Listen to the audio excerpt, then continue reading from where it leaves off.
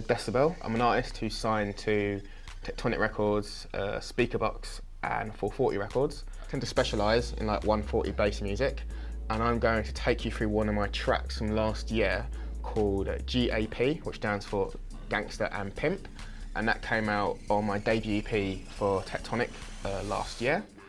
And I'm just going to show you how I make the sub bass in it, because that's the main thing that seems to get everyone. Alright, before I start, when I do produce, I don't really use monitors or anything because I'm normally travelling quite a lot. So what I do is I use production headphones. These are Biodynamic DT88 Pros. These are actually really good because they're semi-open, so you can still hear some bass. Because on open headphones it's not too bassy, but then unlike closed headphones, it means you don't put a lot of pressure behind your ear, which can ruin your hearing. So Ableton's good to go. So just go View, make it full screen. So first of all, listen to the track. So this is G.A.P. It's like, yeah, here we go. Got a trap cooking dance going.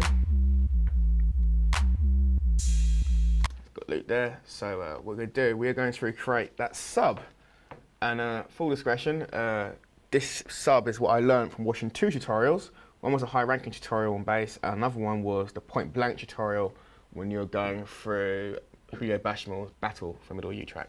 So you can see there, yellow's clicking away, which means that the computer's noticing it. First of all, I made it massive. I think I kind of know how to make this in Scratch. Just drag massive onto there. Let's go back to the original one. And I've got some saturation on it and some compressor. Again, I've only been producing for about 18 months, 2 years, and I think this is probably one of the second or third tracks I ever made. So even I'm quite depressed and annoyed looking at this. But go back to massive. So first of all, we need to change the wave to a sine triangle. Sine waves are really nice because sine waves are really subby. And we're going to change the wave position. You can see how the sound changes when you change the wave position because you're starting at different points in the wave. And I believe I had it down there. You can see that it's really subby. I'd push the levels up on all of these. And the reason when you push the level up, what it means is that when you're holding the key, it's not going to go down a level, it's just going to stay at that level for the whole time. In duration, you hold that MIDI note down. I think I had this one up as well. And I had that one up as well. And strangely, I had this one down. And it had a harsh attack. And I had a small release. What else do I have with that one? Let's go back to the reference.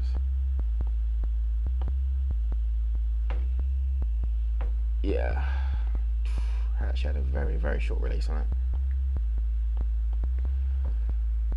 And then this was dragged over onto the pitch of 1. If I go like crazy, you can see how it's affecting the pitch. And you can see how it falls away really quickly, and that's because it's got harsh attack, but a really low level. And short release. Should have anything with decay on that. Oh, yeah, and I shortened the decay as well. There you go. So we want just a little knock on the pitch. You don't want it too much. You don't want it like going mental. That sounds quite rigid and quite straight right now. And with music, especially in bass music as well, I don't like things too rigid or too straight. Like you want to have as much movement as possible. Like listen to like Teddy Riley or like Neptune's production or Timbaland production. Like it's always movement. There's always movement in like the bass and the percussion, everything.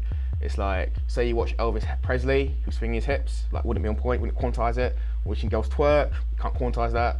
It's movement, it's nice, movement's sexy. So what I do is I put a small LFO on the sound, probably that's about 8.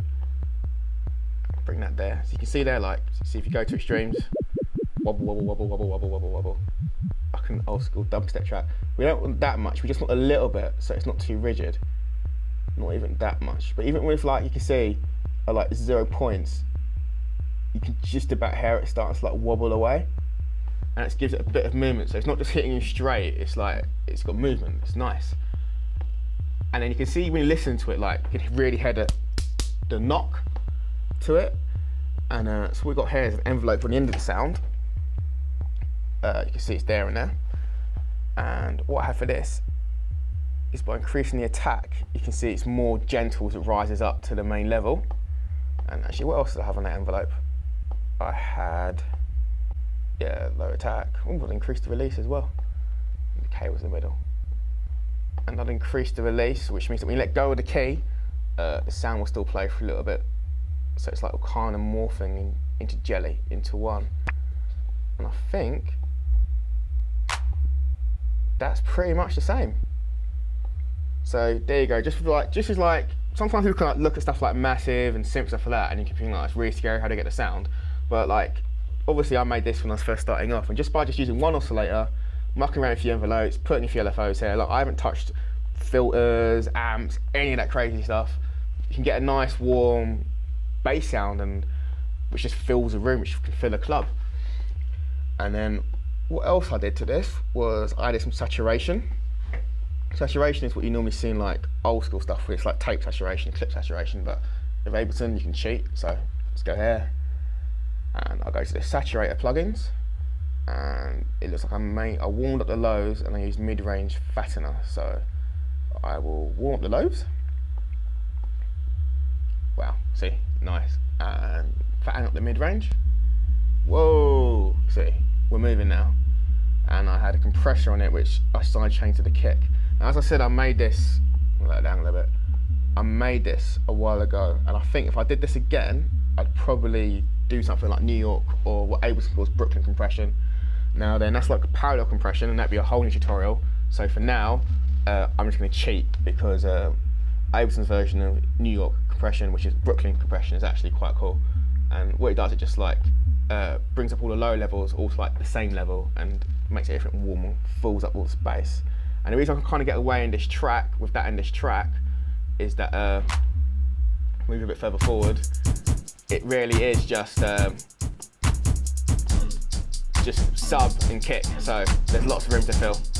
But back to the sound we're recreating. I'll put some Brooklyn compression on it. That's actually probably a bit too much. You can see how it just worn up all the dynamics. And basically, that's how I made G.A.P. Basically it. The track was hot because like the bass, everyone's like, whoa, it's warm, it comes in, you get that chest bass, fills you in, and there we go. And now we can all be gangsters and pimps. I have fun. Twerk away.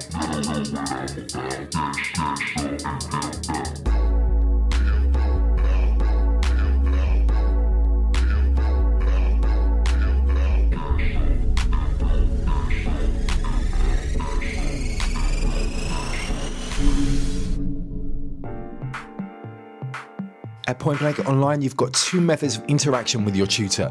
Firstly, you've got the weekly online masterclass, which is in real time. And then also we've got feedback on your assignments, and that's known as DVR. So the online masterclass is a 1-hour session you get with your tutor every week. You can ask questions about lesson content and get instant feedback, and also demonstrations on the fly from their computer desktop with our streaming technology. DVR stands for Direct Video Response, and the concept is really simple. You upload your Ableton Logic or Cubase project file to your tutor, he downloads it and then pushes record on the screen capturing software and evaluates your work, so basically giving you one-to-one feedback. You see all of the mouse movements and any parameter changes made by your tutor.